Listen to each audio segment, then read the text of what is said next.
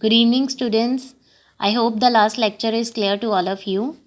Yesterday, we have done the terminology of our first chapter, and today we are going to proceed further with our chapter. So, now you are very well aware about the matter. So, anything that occupies space and has mass is called matter. तो कल भी ये discuss किया था, कोई भी चीज़ जो किसी स्पेस को ऑक्यूपाई कर रही है और उसका कोई मास है, उसे हम बोलते हैं मैटर. अब कहते हैं कि ये जो नेचर है मैटर का, इसे हम कैसे असेस करते हैं. It can be assessed by studying it's property and composition. किसी भी मैटर का अगर हमने नेचर को असेस करना है, देखना है, तो वो हमें पता चलेगा उसकी प्रॉपर्टीज से और उसकी कंपोजिशन से. अब जैसे मैटर है, अगर इसकी क्लासिफाई करना हो इसको, तो हम दो बेसिस पे कर सकते हैं. On the basis of appearance. अब हम अपीयरेंस को देख के भी उसको क्लासिफाई कर सकते हैं. तो ये जो अपीयरेंस को देख के जब हम देखते हैं, शेप है, साइज़ है, कलर है, तो वो उस पर डिपेंड करती हैं इसकी फ़िज़िकल प्रॉपर्टीज़. क्योंकि फ़िज़िकल प्रॉपर्टीज़ में वो वाली प्रॉपर्टीज़ आती हैं जो हमें दिख रही हैं एक्सटर्नली. फॉर एग्जांपल शेप दिख रही है, साइज़ दिख रहा है, उसके पार्टिकल्स दिख रहे हैं. ठीक है, पार्टिकल्स मतलब कि उसके पार्टिकल का अरेंजमेंट क्या है ये पता चल रहा है. सो फिज़िकल प्रॉपर्टीज़ जो है ये डिपेंड करती है उसकी अपीयरेंस पे. सेकंड जो मैटर की हम क्लासिफिकेशन अगर देखें on the basis of composition. अब कंपोजिशन जो है वो उसकी केमिकल प्रॉपर्टीज़ बताती है. अब केमिकल प्रॉपर्टीज़ का मतलब क्या है कि कोई भी मैटर है वो किसी सब्सटेंस के साथ कैसे रिएक्ट करता है, वो किस किस चीज़ का बना हुआ है, तो ये सारी डिटर्मिन करती है इसकी केमिकल प्रॉपर्टीज़. अब ये जो मैटर है ये बना है पार्टिकल्स का. सो matter is made up of particles. तो अब हम देखते हैं कि कोई भी मैटर है वो पार्टिकल्स का बना है, और ये जो पार्टिकल है इनका जो साइज़ है, शेप है और जो नेचर है वो डिफ़र करता है. ऐसा नहीं है कि हर एक पार्टिकल का हर एक मैटर है. जैसे ये पेन है, this is also a matter. ये शीट है, ये भी एक मैटर है. तो इनके जो पार्टिकल्स हैं वो साइज़ में डिफरेंट हो सकते हैं, शेप में और नेचर में भी डिफरेंट हो सकते हैं. So these particles are very tiny. ये बहुत ही ज़्यादा स्मॉल होते हैं, बहुत बहुत बहुत. इवन कि इसको हम वैसे सिंपल माइक्रोस्कोप में भी नहीं देख सकते.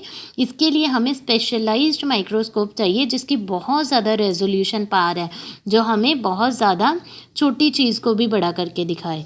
So can't be seen with necked आई. तो अपनी ऐसे आंखों से तो हम ये पार्टिकल्स देख नहीं सकते. So number of particles in matter is very large. अब ये फॉर एग्जांपल ये एक शीट ही है, तो इसमें जो नंबर ऑफ पार्टिकल्स हैं वो बिलियंस ट्रिलियंस में है. बहुत ज़्यादा इनका नंबर होता है. सो here is a very important thing, that is matter is not continuous. matter जो है वो continuous नहीं है but particulate in nature. ये particulate in nature है, means it is made up of the particles. that is it is made up of the particles. अब इसको भी मैं आपको एग्जांपल के थ्रू बताती हूँ. For example this is a sheet of paper. तो अभी ये आपको पूरा का पूरा पेपर एक कंटिन्यूस लग रहा है. ठीक है, तो अगर मैं इसको टीयर कर दूँ तो जो ये छोटे छोटे पार्टिकल्स में डिवाइड हो जाएगा. तो जिससे ये शो होता है कि that the matter is made up of the particle nature. So its nature is particulate. So इसको हम एक और एग्जांपल से देखते हैं. For example we have a glass sheet. हमारे पास कांच की एक पूरा के पूरी शीट है. तो वो क्या है, वो हमें लग रही है एक कंटिन्यूस शीट पूरी. अगर मान लो वो एक्सीडेंटली हमसे गिर जाती है, तो वो छोटे छोटे पीसेस में डिवाइड हो जाएगा. तो अब इससे क्या शो होता है कि जो कोई भी मैटर है, so it is made up of particles. So this depict the particles nature of matter. उसके बाद हम देखते हैं how small are these particles. अब हम कह रहे हैं कि ये पार्टिकल्स जो है वो बहुत ही स्मॉल है, लेकिन कितने स्मॉल. अब आप देखो कि एक जो सिंगल ड्रॉप है ना रेन का, उसमें 10⁻21 पार्टिकल्स हैं. 10⁻21. इसका मतलब है कि आप 10 के साथ 21 ज़ीरोज़ और लगा दो और काउंट करो कितने ज़्यादा पार्टिकल्स हैं even in a single drop of rain. So that means कि अगर एक ड्रॉप में इतने ज़्यादा पार्टिकल्स हैं, इसका मतलब तो यही हुआ कि ये बहुत ज़्यादा टाइनी है. So these are very tiny particles. सो अब ये इनको हम देख तो सकते नहीं हैं, बट वी हैव एविडेंसेस जो ये बताते हैं matter is made up of tiny particle की, बहुत छोटे छोटे पार्टिकल्स का बना है. सो आगे हैं कि ये जो पार्टिकल्स हैं which form matter are in continuous motion, जो पार्टिकल्स कोई मैटर बना रहे हैं ये कंटिन्यूसली मूव करते रहते हैं। अब ये जो दो चीज़ें हमने पढ़ी कि पार्टिकल्स जो हैं वो बहुत स्मॉल हैं, सेकेंड हमने पढ़ा कि जो पार्टिकल्स हैं किसी भी मैटर के they are continuously in motion. अब इसको हम प्रूव करने के लिए एविडेंसेस देखते हैं। So first we have evidence to show that matter is made up of particles and are in motion. तो इसके लिए हम क्या करेंगे, सबसे पहले हमने एक बीकर लेना है वाटर का, उसमें हम डाल देंगे a solid crystal of purple coloured potassium permanganate. अब ये पोटाशियम परमैंगनेट का एक क्रिस्टल होता है, क्रिस्टल मीन्स जैसे सॉल्ट होता है ना किसी चीज़ का, वैसे इसके क्रिस्टल होते हैं। तो ये फार्मूला होता है KMnO4, this is the formula of potassium permanganate. अब हमने पहले बीकर लिया, for example we have beaker, अब उसमें हमने डाल दिया पोटाशियम परमैंगनेट, ठीक है। अब हम देखेंगे, अब ये पोटाशियम परमैंगनेट का कलर होता है पिंक। तो ये जो जब इसको हमने वाटर में डाला तो जो वाटर का कलर है वो पूरे का पूरा पिंक हो गया, और हमने इसमें कोई स्टेरिंग भी नहीं करी, ये भी नहीं हमने करा कि वाटर में डाल के हम उसको स्टेर कर रहे हैं, नो। हमने सिंपल उसमें पोटाशियम परमैंगनेट डाला, उसको 2 मिनट रखा, तो हमने देखा कि जो पूरा का पूरा वाटर है वो पर्पल हो गया। ना वाई दिस इज़ हैपनिंग, क्यों वो पूरा का पूरा वाटर जो है वो पर्पल हुआ। तो हम ये ऑब्ज़र्व करते हैं कि जो पर्पल कलर है वो स्प्रेड हो जाता है थ्रू आउट द वाटर। क्यों हुआ? Because the particle of potassium permanganate get into the inter particle space between the molecules of water. अब जो वाटर के मॉलिक्यूल्स हैं इनके बीच में स्पेस है, बिकॉज लिक्विड है। यहाँ पे पहले ही मैं शो कर देती हूँ, यहाँ पे देखो, ये जो वाटर के पार्टिकल्स हैं ये पार्टिकल है पोटाशियम परमैंगनेट के, ठीक है।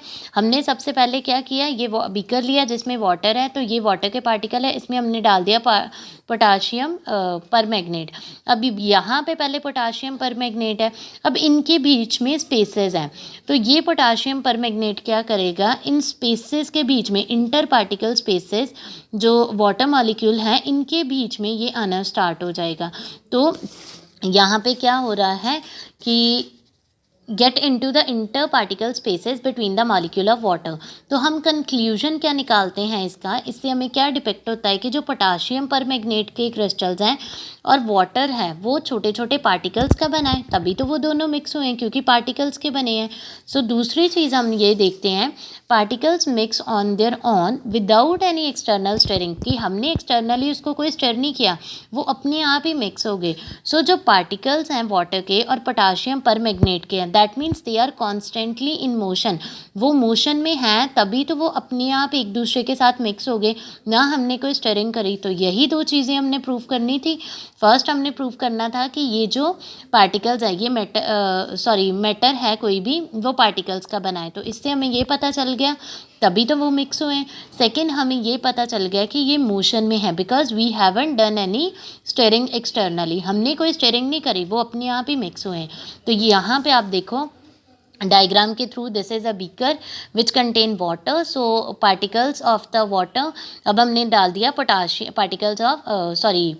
Permanganate.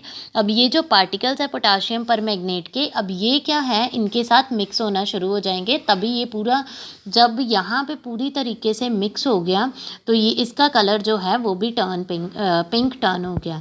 So particles of water and potassium permanganate become evenly mixed, तो ये पूरी तरीके से मिक्स हो गया। अब इस प्रोसेस को, जैसे आपने पीछे पढ़ा है एक डेफिनेशन, डिफ्यूजन में आपने यही पढ़ा है ना, the mixing of the movement of the particles from higher concentration to lower. तो अब पोटाशियम परमैंगनेट यहाँ पे इसकी कंसनट्रेशन ज़्यादा है, अब यहाँ पे इसकी कंसनट्रेशन कम है, तो ये क्या कर रहा है, मूवमेंट इसकी हो रही है from higher concentration to lower concentration. और सिंपली आप ये भी कह सकते हो, the mixing of two particles without any external effort, और स्पॉन्टेनियस मतलब अपने आप जो मिक्सिंग हो रही है दो पार्टिकल्स की, उसको भी हम डिफ्यूजन कहते हैं। So this is diffusion of KMnO4 in water. तो यहाँ पे क्या कर रहा है, जो KMnO4 के पार्टिकल्स हैं वो वाटर में डिफ्यूज़ हो रहे हैं, ठीक है।